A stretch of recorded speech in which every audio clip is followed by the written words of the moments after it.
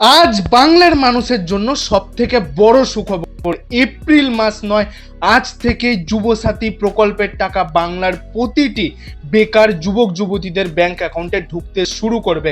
ইতিমধ্যেই মুখ্যমন্ত্রী মমতা বন্দ্যোপাধ্যায় ধর্নার মঞ্চ থেকে আজকের দিনে ঘোষণা করে দিয়েছেন যে বাংলার প্রতিটি যুবক যুবতী ১,৫০০ টাকা করে আজকের থেকেই পেতে শুরু। স্বামী বিবেকানন্দ স্কলারশিপ বা অন্য কোনো স্কলারশিপ থেকে তোমরা টাকা পাচ্ছ এবং কন্যাশ্রী প্রকল্প থেকে টাকা পাচ্ছ, তারাও কিন্তু এই যুবসাথী প্রকল্পের টাকা পেতে পারবে।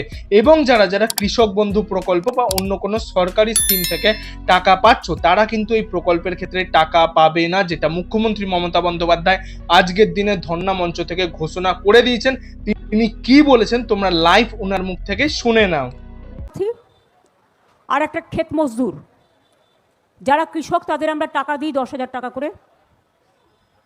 যাদের ১ একরের বেশি জমি আছে, যাদের ১ কাঠাও জমি আছে, তারাও ৪,০০০ টাকা করে পায়।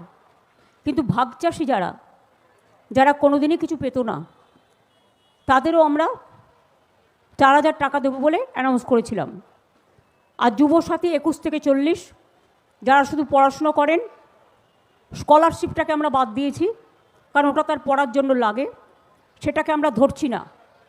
বাদবাকি অন্য কোনো স্কিম না পেয়ে থাকলে তারা সকলেই, আমরা বলেছিলাম ১ এপ্রিল থেকে টাকাটা তাদের অ্যাকাউন্টে যাবে।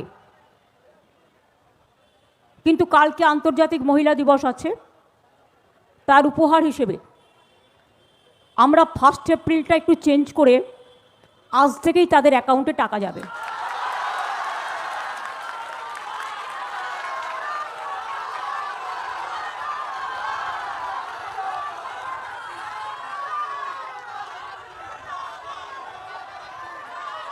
একুশ থেকে ৪০ বছর পর্যন্ত যারা আছেন, তাদের প্রায় ৯০ লাখ থেকে ২১ বছর থেকে ৪০ বছর পর্যন্ত প্রায় ৯০ লাখ থেকে ১ কোটি ছেলেমেয়েরা এই দরখাস্ত করেছেন, যারা অন্য কোনো স্কিমে নেই, শুধু স্কলারশিপ পায়। স্কলারশিপ কন্যাশ্রীকে আমরা ধরছি না, কারণ তাদের এটা প্রাপ্য পড়াশোনার জন্য।